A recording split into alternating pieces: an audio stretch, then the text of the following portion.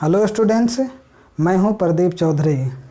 आप लोगों को हमने अपने पहले वीडियो में संख्या पद्धति से संबंधित जितनी भी परिभाषाएं थी उसको बता दिया है। आज हम लोग संख्या पद्धति में पहले एक्सरसाइज का अध्ययन करेंगे, जिसमें पहले एक्सरसाइज में पहला क्वेश्चन दिया गया है और ये सब क्वेश्चन आपके जो हैं वो NCERT की किताब से हैं। पहला क्वेश्चन है, क्या शून्य एक परिमेय संख्या है? क्या आप इसे P/Q के रूप में लिख सकते हैं, जहां P और Q पूर्णांक हैं और Q = 0। जैसा कि आपको परिभाषा के रूप में बताया गया था कि जो परिमेय संख्याएं हैं वह ऐसी संख्याएं होती हैं उसे हम P/Q के रूप में लिख सकते हैं, लेकिन उसके हर का मान 0 नहीं होना चाहिए। यहाँ हमसे पूछा है 0 के बारे में कि 0 परिमेय संख्या होगा या नहीं। तो 0 जो है उसके बटे हम 1, 2, 3, 4, 5 कुछ भी लिख सकते हैं, अर्थात कहेंगे कि 0 एक परिमेय संख्या है और इसे हम P/Q के रूप में लिख सकते हैं। किस प्रकार से लिखेंगे, यहाँ आपका एग्जाम्पल दिया है, जैसे 0/1, 0/2, 0/3 एक्सेट्रा, मतलब बहुत सारी संख्याएं हैं जिसको हम लिख सकते हैं। 0/20 कर दें, 0/30 कर दें, तो वो सब आपके परिमेय संख्याएं कहलाएंगे। चलिए, पहला क्वेश्चन हो गया। दूसरा क्वेश्चन आपका दिया गया है, 3 और 4 के बीच में 6 परिमेय संख्याएं ज्ञात कीजिए। 3 और 4 के बीच में 6 परिमेय संख्याएं ज्ञात करना है। तो परिमेय संख्याओं बीच में ज्ञात करने का 2 तरीका है, जिसमें आपका एक्सरसाइज में क्वेश्चन 2 और 3 में बीच की परिमेय संख्याएं ज्ञात करना है। तो पहले नियम को हम क्वेश्चन नंबर 2 में बता दे रहे हैं और जो नियम नंबर 2 है उसको 3 में बता दे रहे हैं। तो देखिएगा, दूसरे क्वेश्चन में किसके किसके बीच में आपको निकालना है? 3 और 4 के बीच में 6 परिमेय संख्याएं निकालनी है। तो 3 आपका हो गया और यहाँ पर हो गया 4, इसके बीच में आपको निकालना है 6 परिमेय संख्या। 1, 2, 3, 4, 5, 6 परिमेय संख्याएं निकालनी हैं। पहला नियम क्या कहता है कि जितनी परिमेय संख्याएं निकालनी हैं उसमें 1 जोड़ दीजिए। तो यहाँ पर हम देख रहे हैं कि हमको परिमेय संख्या निकालना है 6, तो हम 6 में 1 जब जोड़ेंगे आ जाएगा 7। अब इस 7 को क्या करना है, हर बनाना है, डिनोमिनेटर बनाना है और इस 3 के बराबर रखना है। जैसे आप यहाँ समझिएगा, जैसे 3 बराबर, यहाँ हर में हम 7 को रखेंगे। अब ऊपर आपको सोचना है, ऊपर यहाँ न्यूमरेटर अर्थात अंश को हम क्या संख्या लिखें कि इसको काटने के बाद यहाँ पर 3 मिल जाए। तो आप जानते हैं 7 का जब हम 3 में गुणा कराएंगे तो 21 होगा, या 21 को जब हम 7 से काटेंगे तो 3 मिल जाएगा, अर्थात यहाँ पर आप क्या लिख दीजिए, 21।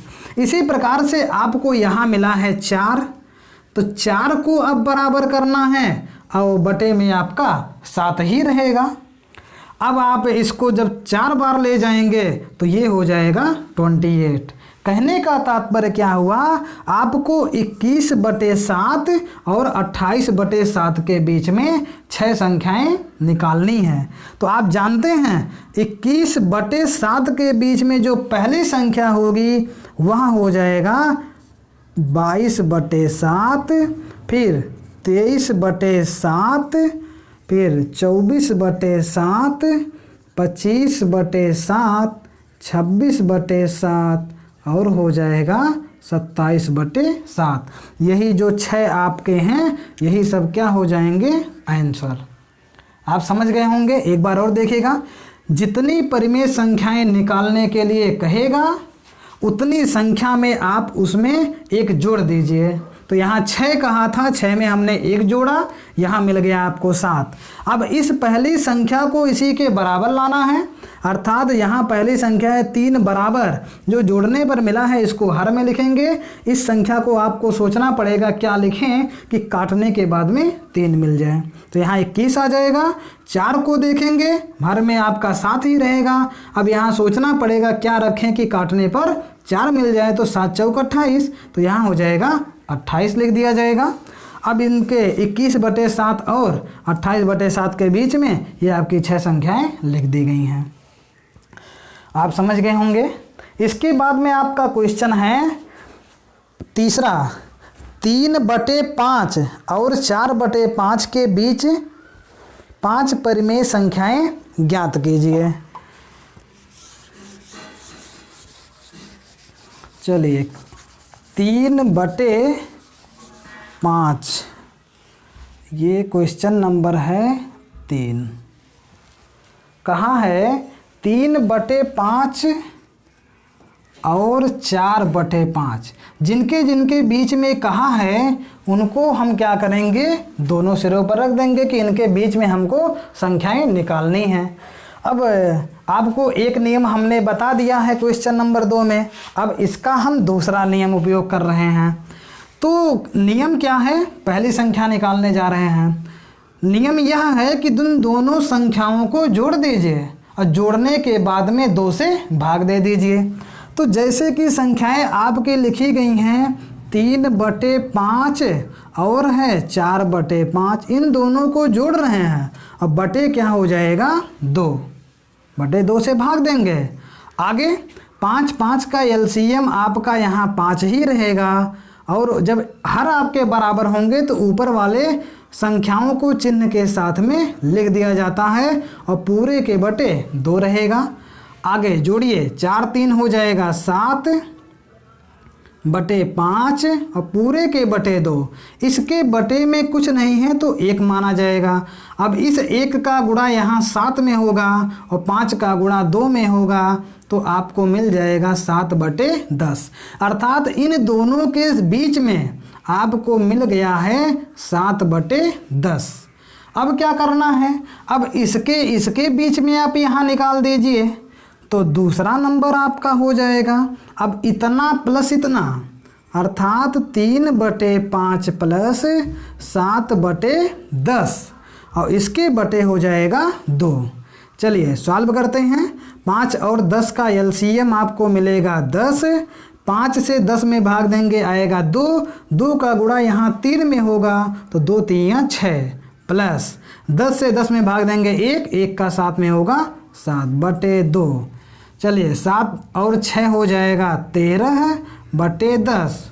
पूरे के बटे 2 है, इसके बटे नहीं है तो 1 मानेंगे। फिर इसका गुणा यहाँ, इसका गुणा यहाँ, तो हो जाएगा 13/20। अर्थात इन दोनों के बीच में आपको मिल गया 13/20। अब इन दोनों के बीच में हम निकालेंगे तीसरा,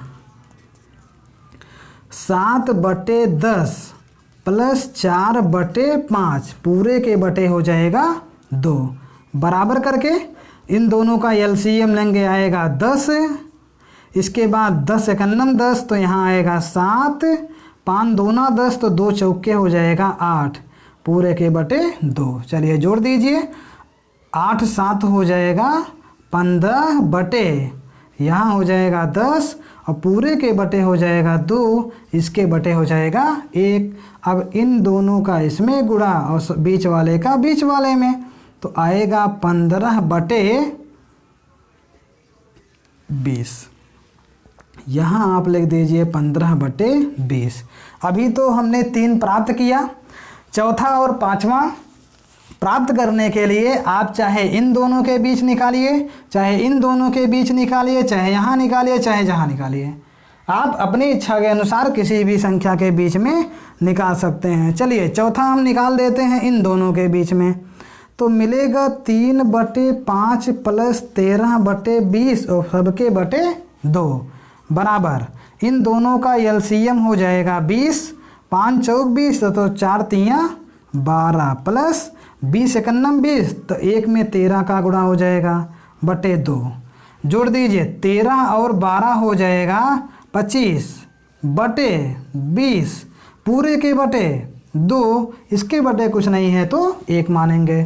सबसे ऊपर वाली संख्या का गुणा सबसे नीचे होता है और बीच वाले का गुणा बीच वाले में, तो आपको मिल जाएगा यहाँ पे 25 बटे 40।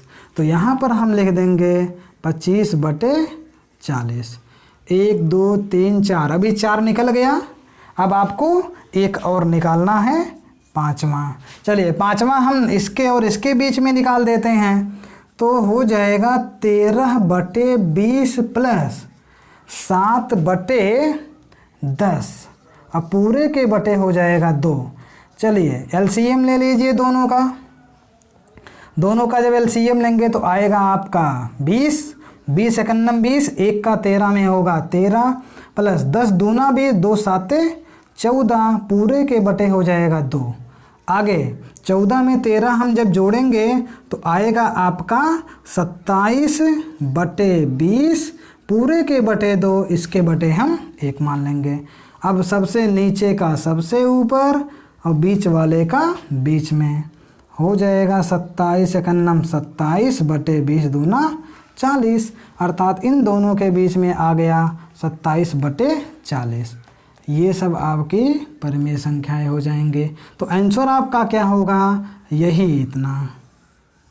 आंसर इसका कोई सीमित नहीं है, इसका आंसर कुछ भी आ सकता है। हो सकता हो आप इन दोनों के बीच में निकालें जो संख्या है, फिर आप इन दोनों के बीच में निकालें जो यहाँ पर आए, फिर इन दोनों के बीच में निकालें। इसीलिए इसका कोई भी सीमित आंसर वैसे नहीं है। आप अपनी इच्छा के अनुसार जैसे निकालना चाहें आप निकाल सकते हैं। आप इसको क्वेश्चन को सॉल्व करना चाहें तो देख करके सॉल्व भी कर सकते हैं। इसके बाद में क्वेश्चन नंबर लास्ट देखते हैं एक्सरसाइज का। चौथा क्वेश्चन दिया गया है, नीचे दिए गए कथन सत्य हैं या असत्य, कारण के साथ अपने उत्तर दीजिए। तो पहला दिया गया है, प्रत्येक प्राकृत संख्या एक पूर्ण संख्या होती है। इसको आपको समझना है। और हाँ, सबसे पहले ये कहा है कि सही है या गलत, और यदि सही है तो क्यों, या फिर गलत है तो क्यों, दोनों का आपको कारण बताना है। पहला है, प्रत्येक प्राकृत संख्या एक पूर्ण संख्या होती है। प्रत्येक प्राकृत संख्या के बारे में कहा। प्राकृत संख्या, एक मिनट,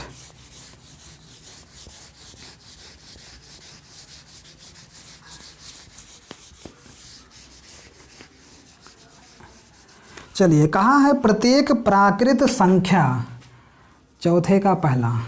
प्रत्येक प्राकृत संख्या का मतलब जैसे मान लीजिए 1 2 3 4 5, ये आपकी प्राकृत संख्या हो गई। तो प्रत्येक प्राकृत संख्या जो है वह पूर्ण संख्या होती है, क्योंकि ये कथन सत्य है। क्योंकि जो पूर्ण संख्याएं हैं वह शुरू होता है 0 से, और 0 से जब शुरू होता है तो पूरा हो गया होल। इसमें जो प्राकृत संख्याएं हैं ये भी यहाँ मिली हुई होती हैं, इसलिए यह कथन क्या हो गया, सत्य हो गया। दूसरा नंबर है, प्रत्येक पूर्णांक एक पूर्ण संख्या होती है। पहला आपका सत्य है। दूसरा कह रहा है कि प्रत्येक पूर्णांक एक पूर्ण संख्या होती है। यह कथन आपका असत्य है। क्यों असत्य है उसको आप जानिए।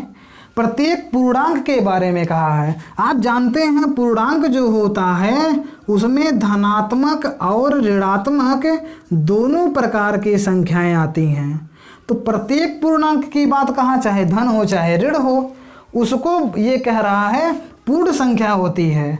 आप जानते हैं कि जो पूर्ण संख्या वो 0 से लेकर के इनफाइनाइट तक चलती हैं, अर्थात इधर की जो संख्याएं हैं ये छूट गई, इधर की जो संख्याएं हैं वह छूट गया। अर्थात हम कह सकते हैं कि जो प्रत्येक पूर्णांक होता है वह पूर्ण संख्या नहीं होती है। इसके बाद में लास्ट एक्सरसाइज का, प्रत्येक परिमेय संख्या एक पूर्ण संख्या होती है। प्रत्येक परिमेय संख्या की बात कहा, तो प्रत्येक परिमेय संख्या है पूर्ण संख्या नहीं होती है। कैसे? जैसे मान लीजिए परिमेय संख्या यदि हम मान लेते हैं 20/4, तो यदि हम इसको कैंसिल करते हैं तो 5 मिल गया। 5 जो आपका है ये एक पूर्ण संख्या है। मान लीजिए हम यहाँ पर 1/3 ले लेते हैं, तो 1/3 परिमेय संख्या तो है, लेकिन यदि हम भाग देंगे तो 0.99 करके आएगा, तो ये जो आपका है पूर्ण संख्या नहीं है, पूर्ण ये नहीं है। तो कहा जा सकता है कि प्रत्येक परिमेय संख्या पूर्ण संख्या नहीं होती है।